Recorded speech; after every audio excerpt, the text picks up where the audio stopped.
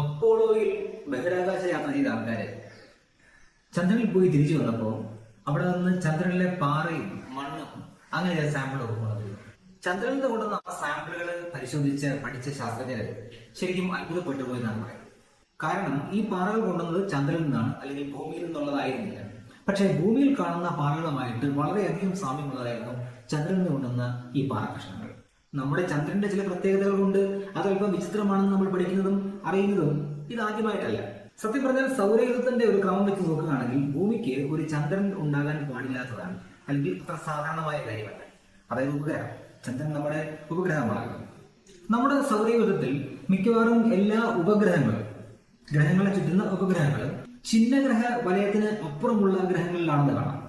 വ്യാഴത്തിന്റെയും ചൊവ്വയുടെയും ഇടയിലുള്ള അതിവിശാലമായ സ്ഥലത്ത് കാണപ്പെടുന്ന പാറക്കൂട്ടങ്ങൾ വലയം ചെയ്യുന്ന ഒരു ഏരിയ, അതിനെയാണ് ആസ്ട്രോയിഡ് ബെൽറ്റ് അല്ലെങ്കിൽ ചിഹ്നഗ്രഹ മേഖല എന്ന് പറയുന്നത്. ഈ ചിഹ്നഗ്രഹ മേഖലയ്ക്ക് അപ്പുറത്തുള്ള വ്യാഴം, ശനി, യുറാനസ്, നെപ്റ്റ്യൂൺ എന്നുള്ള ഗ്രഹങ്ങൾക്കാണ് അധികവും ചന്ദ്രന്മാരെ കണ്ടിട്ടുള്ളത്. ചിഹ്നഗ്രഹ വലയത്തിന് അടുത്തുള്ള ചൊവ്വയ്ക്കും ഒരു ഉപഗ്രഹമുണ്ട്, അല്ലെങ്കിൽ ചന്ദ്രനുണ്ട്. ഭൂമിയുടെ വലുപ്പവുമായി താരതമ്യം ചെയ്യുമ്പോൾ ചന്ദ്രൻ സാമാന്യ വലുപ്പമുള്ള ഒരു ഉപഗ്രഹമാണ്. ബുധന്റെ വലുപ്പമുണ്ട് ഗ്രഹം, ബുധന്റെ വലുപ്പമുണ്ട് ചന്ദ്രൻ. നമ്മുടെ സൗരയൂഥത്തിൽ കാണപ്പെടുന്ന ഏതൊരു ഉപഗ്രഹത്തെക്കാളും ചന്ദ്രന് അതിന്റെ മാതൃഗ്രഹവുമായി സാമ്യം ഏറെയാണ്. അപ്പൊ ചോദ്യം ഇതാണ്, ഭൂമിയുമായി ഇത്രമാത്രം സമാനത ചന്ദ്രന് ഉണ്ട് എങ്കിൽ നമ്മുടെ ചന്ദ്രൻ എവിടെ നിന്ന് വന്നതാണ്? ചന്ദ്രനിലെ ആ പാറകൾ നമ്മുടെ കോസ്മിക് കൂട്ടാളിയുടെ ഉത്ഭവത്തിലേക്ക് വിരൽ ചൂണ്ടുന്ന ഒരു സൂചനയാണ്. നമ്മൾ സങ്കല്പിക്കുന്നതിന് വിചിത്രമായ ഒരു ഉത്ഭവ കഥ ചന്ദ്രന് ഉണ്ട്. കാരണം ഭൂമി മറ്റൊരു ഗ്രഹത്തെ അപ്പാടെ വിഴുങ്ങിയ സമയവുമായി ചന്ദ്രന്റെ പിറവിക്ക് ബന്ധമുണ്ട്. വിശദമായിട്ട് നോക്കാം. നമസ്കാരം. ചെറുതല്ല കഴിഞ്ഞ പുതിയ വീഡിയോയിലേക്ക് എല്ലാവർക്കും സ്വാഗതം. തുടക്കത്തിൽ ഏതാണ്ട് 4 ബില്യൺ വർഷങ്ങൾക്ക് മുമ്പ് നമ്മുടെ സൗരയൂഥം വളരെ പ്രക്ഷുബ്ധമായ ഒരിടമായിട്ടാണ് പറയപ്പെടുന്നത്. അതിന്റെ മധ്യത്തിൽ പുതുതായി രൂപം കൊണ്ട സൂര്യന് ചുറ്റും വാതകം, പൊടിപടലങ്ങൾ, മറ്റ് അന്തരീക്ഷാവശിഷ്ടങ്ങൾ എന്നിവ നിറഞ്ഞ ഒരു മേഘം ഉണ്ടായിരുന്നതായി പറയപ്പെടുന്നു. ഈ പ്രോട്ടോ പ്ലാനറ്ററി ഡിസ്കിൽ ചെറിയ പാറക്കഷ്ണങ്ങൾ ഗുരുത്വാകർഷണ ബലത്താൽ വലിച്ചെടുക്കപ്പെടുകയും പരസ്പരം കൂട്ടിയിടിക്കുകയും സംയോജിച്ച് വലിയ വസ്തുക്കളുടെ കഷ്ണങ്ങൾ ഉണ്ടാവുകയും ചെയ്തു. ഭൂമി ഉൾപ്പെടെ മറ്റ് മുഴുവൻ ഗ്രഹങ്ങൾ രൂപം കൊള്ളുന്നതുവരെ ഈ കൂട്ടിയിടിക്കൽ തുടർന്നുകൊണ്ടിരുന്നു. എന്നാൽ ഭൂമിയുടെ ആദ്യകാല പതിപ്പിൽ, അതായത് ഭൂമി ഉണ്ടായ സമയത്ത് നമുക്ക് ഇന്ന് വളരെ പരിചിതമായ ഒരാൾ ഉണ്ടായിരുന്നില്ല എന്നതാണ് സത്യം, നമ്മുടെ ചന്ദ്രൻ. സൗരയൂഥ രൂപീകരണത്തിന് ശേഷം ആദ്യ 60 മുതൽ 250 ദശലക്ഷം വർഷങ്ങൾ ഭൂമി ഒറ്റയ്ക്കായിരുന്നുവെന്ന് ശാസ്ത്രലോകം പറയുന്നു. വർഷങ്ങളായിട്ട് ചന്ദ്രന്റെ ഉത്ഭവത്തെക്കുറിച്ച് ധാരാളം ആശയങ്ങൾ ശാസ്ത്രജ്ഞർ പറയുന്നുണ്ട്. ഭൂമി ഉൾപ്പെടെ മറ്റ് ഗ്രഹങ്ങൾ എല്ലാം രൂപപ്പെട്ട ആ പ്രോട്ടോപ്ലാനറ്ററി ഡിസ്ക് അതിൽ നിന്ന് തന്നെ ആയിരിക്കാം ചന്ദ്രനും ഉത്ഭവിച്ചത് എന്നാണ് ശാസ്ത്രജ്ഞർ കരുതുന്നത്. അല്ലെങ്കിൽ ഒരുപക്ഷെ നമ്മുടെ ഏറ്റവും അടുത്ത അയൽവാസിയായ ശുക്രനിൽ നിന്നോ അല്ലെങ്കിൽ വിദൂരമായ ഏതെങ്കിലും പ്രദേശത്തു നിന്നോ ഗുരുത്വാകർഷണത്താൽ ഭൂമി പിടിച്ചെടുത്തതായിരിക്കാം ചന്ദ്രനെ എന്നും കരുതിയിരുന്നു. എന്നാൽ ഈ ആശയങ്ങളൊന്നും ചന്ദ്രന്റെ വിചിത്ര സ്വഭാവത്തെ വിശദീകരിക്കുന്നില്ല. കാരണം പറയാം. ചന്ദ്രനിൽ നിന്ന് അപ്പോളോ ബഹിരാകാശ യാത്രികർ പാറക്കഷ്ണങ്ങൾ കൊണ്ടുവന്നിരുന്നു പറഞ്ഞല്ലോ. ആ പാറക്കഷ്ണങ്ങൾ വിശകലനം ചെയ്തപ്പോൾ പഠിച്ചപ്പോൾ അതിൽ ഓക്സിജൻ 16, ഓക്സിജൻ 17, ഓക്സിജൻ 18 എന്നിങ്ങനെ സ്ഥിരതയുള്ള ഓക്സിജൻ ഐസോട്ടോപ്പുകളുടെ അളവ് ഭൂമിയിൽ കാണുന്ന പാറകളിൽ കാണുന്നതുമായി വളരെ സാമ്യമുള്ളതാണ്. ഒരേ എണ്ണം പ്രോട്ടോണുകളും വ്യത്യസ്ത എണ്ണം ന്യൂട്രോണും കാണപ്പെടുന്ന ഒരേ മൂലകത്തിന്റെ വിവിധ പതിപ്പുകളാണ് ഐസോട്ടോപ്പുകൾ. ഇത് മൂലകങ്ങൾക്ക് ഒരേ രാസഗുണവും എന്നാൽ വ്യത്യസ്ത മാസ് നമ്പറുകളും അല്ലെങ്കിൽ പിണ്ഡവും നൽകുന്നു. ഈ സമാനത ചന്ദ്രൻ എവിടെ നിന്ന് വന്നതാണെന്ന സൂചനയാണ് നമുക്ക് നൽകുന്നത്. റേഡിയോ ആക്റ്റീവ് ഐസോട്ടോപ്പുകൾ അസ്ഥിരവും കാലക്രമേണ മറ്റൊരു മൂലകമായി മാറുകയും ചെയ്യും. യുറേനിയം 238 റേഡിയോ വികിരണത്താൽ ദ്രവിച്ച് അല്ലെങ്കിൽ ക്ഷയിച്ച് ലെഡ് 206 മാറുന്ന പോലെ. എന്നാൽ സ്ഥിരതയുള്ള ഐസോട്ടോപ്പുകൾ എന്നേക്കും അതേപടി തന്നെ നിലനിൽക്കുകയും ചെയ്യും. അതിനാൽ ഭൂമിക്ക് അപ്പുറത്തുള്ള പാറകളുടെ കാര്യം പറയുമ്പോൾ ഒരു സാമ്പിളിലെ സ്ഥിരതയുള്ള ഐസോട്ടോപ്പുകൾ, ആ ഐസോട്ടോപ്പുകളുടെ അനുപാതങ്ങൾ സൗരയൂഥത്തിൽ ആ പാറ എങ്ങനെ എവിടെ രൂപപ്പെട്ടു എന്നതിന്റെ സവിശേഷമായ തെളിവാണ്. മനുഷ്യന്റെ വിരലടയാളം പോലെ ചന്ദ്രനും ഭൂമിക്കും പൊതുവായുള്ളത് സ്ഥിരമായുള്ള ഓക്സിജൻ ഐസോട്ടോപ്പ് മാത്രമല്ല, മറ്റ് പല ഐസോട്ടോപ്പുകളും സ്ഥിരതയുള്ളതായിട്ടുണ്ടെന്ന് ശാസ്ത്രജ്ഞർ കണ്ടെത്തി. ഈ സമാനതകൾ കേവലം യാദൃശ്ചികത മാത്രമല്ലെന്നും അവർ മനസ്സിലാക്കി. ഭൂമിയുടെ തന്നെ ഒരു ഭാഗത്തു നിന്നാണ് ചന്ദ്രൻ ഉണ്ടായിട്ടുള്ളത് എന്നതായിരുന്നു കൂടുതൽ സാധ്യതയുള്ള വിശദീകരണം. ഭൂമിയും ചന്ദ്രനിലെ പാറകളും പല കാര്യത്തിലും സമാനതയുള്ളതായിരുന്നുവെങ്കിൽ ചില വ്യത്യാസങ്ങളും ശാസ്ത്രജ്ഞർ നിരീക്ഷിച്ചു. ചന്ദ്രനിലെ പാറകളിൽ എളുപ്പം ബാഷ്പീകരിച്ചപ്പെട്ടു പോകുന്ന പൊട്ടാസ്യം, സോഡിയം, സിങ്ക് മുതലായ മൂലകങ്ങൾ കുറവാണെന്ന് അവർ കണ്ടെത്തി. അപ്പോളോ കൊണ്ടുവന്ന സാമ്പിളുകൾ പരിശോധിച്ചതിൽ നിന്നും ചന്ദ്രൻ രൂപപ്പെടുന്ന സമയത്ത് വളരെ ചൂടുള്ളതായിരിക്കണം എന്ന സൂചനയാണ് ഇത് തരുന്നത്. നമ്മുടെ ഗ്രഹവും ചന്ദ്രനും തമ്മിലുള്ള ഒരു പ്രധാന വ്യത്യാസം ചന്ദ്രനിൽ ഭൂമിയേക്കാൾ ഇരുമ്പിന്റെ അംശം കുറവാണ് എന്നുള്ളതാണ്. ചന്ദ്രന്റെ ചെറിയ ഇരുമ്പ് കേന്ദ്രം കോർ അതിന്റെ മൊത്തം പിണ്ഡത്തിന്റെ 1 മുതൽ 2% വരെ മാത്രമാണ്. എന്നാൽ ഭൂമിയുടെ കോർ അല്ലെങ്കിൽ കേന്ദ്രമാകട്ടെ ഭൂമിയുടെ പിണ്ഡത്തിന്റെ 30%. തെളിവുകൾ ഇങ്ങനെ നിരവധിയായതോടുകൂടി ചന്ദ്രൻ എവിടെ നിന്ന് വന്നു എന്ന് കൂടുതൽ വ്യക്തമായ ഒരു ആശയം രൂപപ്പെടാൻ തുടങ്ങി. ശാസ്ത്രജ്ഞർ ഇത് ഭൂമിയുടെ കേന്ദ്രത്തിൽ നിന്നുള്ള ഇരുമ്പ് ചുട്ടുപഴുത്തിനിടയിൽ ഒഴുകി പരന്ന് രൂപപ്പെട്ടതായി കരുതി. പക്ഷേ എങ്ങനെ?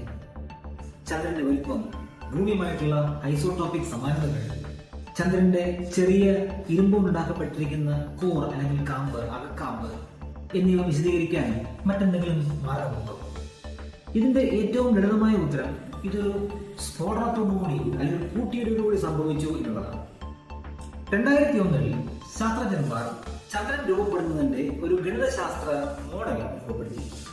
ഇപ്പോൾ കാനോണിക്കൽ ഇമ്പാക്ട് എന്ന് വിളിക്കപ്പെടുന്ന ഈ മോഡലിലൂടെ ചന്ദ്രനെ കുറിച്ചുള്ള പല നിരീക്ഷണങ്ങൾക്കും അനുയോജ്യമായ ഒരു പുനർനിർണയത്തിലേക്ക് ശാസ്ത്രജ്ഞന്മാർക്ക് എത്തിച്ചേരാൻ സാധിച്ചു. ഈ മാതൃകയിൽ ചൊവ്വയുടെ വലുപ്പമുള്ള ഒരു പ്രോട്ടോ പ്ലാനറ്റ് ആദ്യകാല ഭൂമിയിൽ പിടിച്ചുണ്ടായ ആഘാതത്തിൽ നിന്നാണ് ചന്ദ്രൻ ഉണ്ടായിട്ടുള്ളത് എന്നാണ്. ഈ കൂട്ടിയിടി വലിയ അളവിൽ ഊർജം പുറന്തള്ളുകയും 2 ഗ്രഹങ്ങളും ഭാഗികമായി ഉരുകി ബാഷ്പീകരിക്കപ്പെടുകയും ചെയ്തിരിക്കാമെന്ന് കരുതുന്നു. കൂട്ടിയിടിയുടെ ആഘാതത്തിൽ അവശിഷ്ടങ്ങൾ ബഹിരാകാശത്തേക്ക് വിക്ഷേപിക്കപ്പെട്ടിരിക്കാം അല്ലെങ്കിൽ തെറിപ്പിച്ചിരിക്കാമെന്നും അത് ഒടുവിൽ ഭൂമിക്ക് ചുറ്റും ഒരു ഡിസ്ക് പോലെ രൂപപ്പെട്ടുവെന്നും ശാസ്ത്രജ്ഞർ കണക്കാക്കുന്നു. ഡിസ്കിലെ അവശിഷ്ടങ്ങളിൽ ഭൂരിഭാഗവും ഗുരുത്വാകർഷണത്താൽ ഭൂമിയോട് തിരികെ ചേരുകയും എന്നാൽ കൂടുതൽ അകലെയുള്ള അവശിഷ്ടങ്ങൾ ഭൂമിയുടെ ഗുരുത്വശക്തിയിൽ നിന്നും രക്ഷപ്പെട്ട് ചന്ദ്രനായി മാറുകയും ചെയ്തു. ഇടിയുടെ ആഘാതത്തിലുണ്ടായ പൊടിപടലം അടങ്ങിയപ്പോൾ ഭൂമി നേരത്തെ ഉണ്ടായിരുന്നതിനേക്കാൾ അല്പം വലിപ്പം കൂടുകയും ചന്ദ്രൻ കൂട്ടത്തിലുണ്ടാവുകയും ചെയ്തു.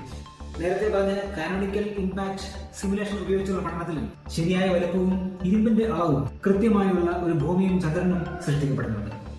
ആദ്യകാലങ്ങളിൽ ചന്ദ്രനിൽ താപനില എന്തുകൊണ്ട് അധികമായിരുന്നുവെന്നും ഭൂമിയിൽ നിന്ന് പുറന്തള്ളപ്പെട്ട അവശിഷ്ടങ്ങൾ കൊണ്ട് ഭാഗികമായി ചന്ദ്രൻ എങ്ങനെ രൂപപ്പെട്ടു എന്നും ഈ മോഡൽ വിശദമാക്കുന്നുണ്ട്. ഭൂമിയുമായി കൂട്ടിയിടിച്ചു എന്ന് പറയുന്ന ആ പ്രോട്ടോ പ്ലാനറ്റിന് തീയ എന്നാണ് ശാസ്ത്രജ്ഞർ പേരിട്ടിരിക്കുന്നത്. ചന്ദ്രന്റെ മാതാവായ ഗ്രീക്ക് ദേവതയാണ് തീയ. എന്നാൽ അപ്പോഴും ഒരു പ്രശ്നം ബാക്കിയാണ്. കാനോണിക്കൽ ഇമ്പാക്ട് സിമുലേഷനിൽ ചന്ദ്രൻ ഉണ്ടാക്കപ്പെട്ടിരിക്കുന്ന വസ്തുവിൽ അധികവും ഭൂമിയിൽ നിന്നുള്ളതല്ല തീയയിൽ നിന്നുള്ളതാണ് എന്ന് സൂചിപ്പിക്കുന്നു. ചന്ദ്രനിലെ പാറകളിൽ ഭൂമിയുടെ സമാനമായ സ്ഥിരതയുള്ള ഐസോട്ടോപ്പ് ഉണ്ടെന്ന് പറഞ്ഞല്ലോ. ഇത് മിക്കവാറും തീയയിൽ നിന്ന് ഉള്ളതാവാനാണ് സാധ്യത. അതിന്റെ അർത്ഥം യാദൃശ്ചികമായിട്ടാണെങ്കിലും തീയ ഭൂമിയെ പോലെ ഐസോട്ടോപിക് സ്വഭാവം കാണിക്കുന്നതായിരിക്കാം എന്നാണ്. പക്ഷെ ചിഹ്നഗ്രഹങ്ങൾ, ചൊവ്വ തുടങ്ങിയ മറ്റ് സൗരയൂഥ പിണ്ഡങ്ങളിലൊന്നും സ്ഥിരമായ ഐസോട്ടോപ്പ് അനുപാതം ഭൂമിയെ പോലെ അല്ലാത്തതിനാൽ അതെത്രമാത്രം സാധ്യമാണെന്നും ഗവേഷകരെ കുറിക്കുന്ന ചോദ്യമാണ്. മോഡലും നിരീക്ഷണങ്ങളും തമ്മിലുള്ള ഈ വ്യത്യാസത്തെ പൊരുത്തക്കേടിനെ ഗവേഷകർ ഐസോട്ടോപിക് പ്രതിസന്ധി എന്നാണ് വിളിക്കുന്നത്. അതിനാൽ ചന്ദ്രപാറകളിൽ തീയയുടെ വ്യക്തമായ ഐസോട്ടോപിക് അടയാളങ്ങൾ ഇല്ലാത്തത് എന്തുകൊണ്ടാണ് എന്ന് വിശദീകരിക്കാൻ വർഷങ്ങളായി ശാസ്ത്രജ്ഞന്മാർ ഈ മോഡലുകൾ ക്രമീകരിക്കുകയും പഠിക്കുകയും ചെയ്യുന്നു. ചന്ദ്രോൽപത്തിയെക്കുറിച്ചുള്ള ചില അനുമാനങ്ങൾ ഇങ്ങനെയാണ്. തീയ വളരെ വേഗത്തിൽ സഞ്ചരിക്കുന്ന ഒരു പ്രോട്ടോ പ്ലാനറ്റായിരുന്നു. വളരെ വേഗത്തിൽ നീങ്ങുന്നതിനാൽ തന്നെ തീയ ഭൂമിയിൽ ഇടിക്കുകയും ഇടിക്ക് ശേഷവും അതിന്റെ വഴിക്ക് തുടർന്നും പോയിട്ടുണ്ടാകും. ഒരു ഹിറ്റ് ആൻഡ് റൺ പോലെ ആയിരിക്കും അവിടെ കാര്യങ്ങൾ നടന്നുണ്ടാവുക. മറ്റൊരു സാധ്യത കൂട്ടിയിടിയുടെ ഫലമായി തീയയിൽ നിന്നും ഭൂമിയിൽ നിന്നുമുള്ള വസ്തുക്കൾ നന്നായി കൂടിക്കലർന്ന് ഐസോട്ടോപിക് സമാനതകൾ ഉണ്ടായതാവാം എന്നുള്ളതാണ്. ഈ ആശയങ്ങളിൽ ചേർന്ന് പ്രതീക്ഷ നൽകുന്നതാണെങ്കിലും സാധ്യത വളരെ വിദൂരമാണ്. മാത്രവുമല്ല നമ്മുടെ നിരീക്ഷണങ്ങളുമായി പൊരുത്തപ്പെടുന്നില്ല. പക്ഷേ 2022 പ്രസിദ്ധീകരിച്ച ഒരു പുതിയ ഇമ്പാക്ട് മോഡൽ ഈ പ്രതിസന്ധിക്ക് ഒരു ഉത്തരമായേക്കും. ഈ പഠനത്തിൽ ഗവേഷകർ വളരെ ഉയർന്ന റെസല്യൂഷനിൽ ചന്ദ്രൻ രൂപപ്പെടുന്നതിന്റെ പ്രത്യാഘാതങ്ങൾ അല്ലെങ്കിൽ അതിന്റെ ഇമ്പാക്ട് സിമുലേറ്റ് ചെയ്യുകയുണ്ടായി. ഇതുവരെ ശ്രമിച്ചതിൽ ഏറ്റവും ഉയർന്ന റെസൊല്യൂഷനാണ് ഈ പഠനത്തിനായി ശാസ്ത്രജ്ഞർ ഉപയോഗിച്ചത്. ഈ സിമുലേഷനിൽ ഭൂമിയെ തീയിടിച്ച ഉടനെ ആ ആഘാതത്തിൽ ഒരു ബ്ലോക്ക് മെറ്റീരിയൽ തിരിച്ചു. താമസിയാതെ ബ്ലോക്കിന്റെ അങ്ങേയറ്റത്ത് നിന്ന് ഒരു ചെറിയ ഭാഗം അടർന്നു മാറി പ്രോട്ടോ മൂൺ ആയി മാറുകയും ബാക്കിയുള്ള ആ ബ്ലോക്ക് മെറ്റീരിയൽ ഭൂമിയിൽ തിരികെ പതിക്കുകയും ചെയ്തു. പ്രോട്ടോ മൂൺ പിന്നീട് ഭൂമിയുടെ ഗുരുത്വബലത്താൽ സുരക്ഷിതവും സ്ഥിരവുമായ ഒരു ഭ്രമണപഥത്തിൽ എത്തുകയും കാലക്രമേണ ചന്ദ്രനായി മാറുകയും ചെയ്തു. ഇത്രയും കാര്യങ്ങൾ കൂട്ടിയിടി നടന്ന് 35 മണിക്കൂറിനുള്ളിൽ സംഭവിച്ചു എന്നുള്ളതാണ് ഏറ്റവും കൗതുകകരമായ കാര്യം. ചന്ദ്രന്റെ പുറം ഭാഗത്തിന്റെ 60% ഭൂമിയിൽ നിന്നുള്ള വസ്തുക്കളാലും ഉപരിതലത്തിന് താഴെയുള്ള ഭാഗം തീയിൽ നിന്നുള്ള വസ്തുക്കളാൽ നിർമ്മിക്കപ്പെട്ടതായിരിക്കാമെന്ന് ഈ സിമുലേഷൻ പ്രവചിക്കുന്നു. ശാസ്ത്രജ്ഞർ നേരിടുന്ന ഐസോട്ടോപിക് പ്രതിസന്ധിക്ക് ഒരു പരിഹാരമാവാൻ ഈ സിമുലേഷൻ ഉപകരിക്കും. എന്നാൽ കൂട്ടിമുട്ടിയ ഗ്രഹത്തിന്റെ തീയയുടെ ബാക്കി ഭാഗം എവിടെ? ഒരു ഗ്രഹം മുഴുവൻ എങ്ങനെയാണ് അപ്രത്യക്ഷമായി പോയത്? 2023 ശാസ്ത്രജ്ഞർ പുതിയൊരു പ്രബന്ധം ഇതിനെപ്പറ്റി പ്രസിദ്ധീകരിച്ചു. അകക്കാമ്പ് മാന്റിൽ ഭൂവൽക്കം അല്ലെങ്കിൽ കോർ മാന്റിൽ ക്രസ്റ്റ് എന്നിങ്ങനെയാണ് ഭൂമിയുടെ അടരുകൾ എന്നറിയാമല്ലോ. ഇതിനെപ്പറ്റി മുമ്പൊരു വിശദമായ വീഡിയോ നമ്മൾ ചെയ്തത് ചാനലിലുണ്ട്. ലിങ്ക് ഞാൻ ഡിസ്ക്രിപ്ഷൻ ബോക്സിൽ കൊടുത്തേക്കാം, അതുകൂടി കാണാൻ ശ്രമിക്കുക. ഭൂമികുലുക്കം ഉണ്ടാക്കുന്ന ഷിയർ തരംഗങ്ങൾ ഗണ്യമായി കുറയ്ക്കുന്ന മാന്റിലിനും കോറിനും ഇടയിലുള്ള അതിർത്തിയിൽ ഭൂമിയുടെ മാന്റിലിൽ ആഴത്തിൽ 2 ഭ്രംശങ്ങൾ അല്ലെങ്കിൽ അസ്വാഭാവികതകളുണ്ട്. ഈ നിഗൂഢ പ്രദേശങ്ങളെ large low shear velocity province LLSVP അല്ലെങ്കിൽ large low velocity province LLVP, ഇനി അതുമല്ലെങ്കിൽ സൂപ്പർ പ്ലൂംസ് എന്നെല്ലാം വിളിക്കുന്നു.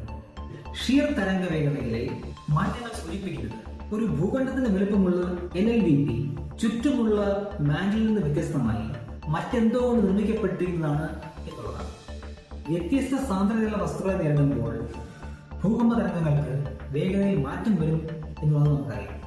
ഭൂമിയുമായി കൂട്ടിയിടിക്കുമ്പോൾ സ്വന്തമായി മാന്റിൽ ഇരുമ്പിന്റെ അകക്കാമ്പുമുള്ള പ്രോട്ടോപ്ലാനറ്റായിരുന്നു തീയ.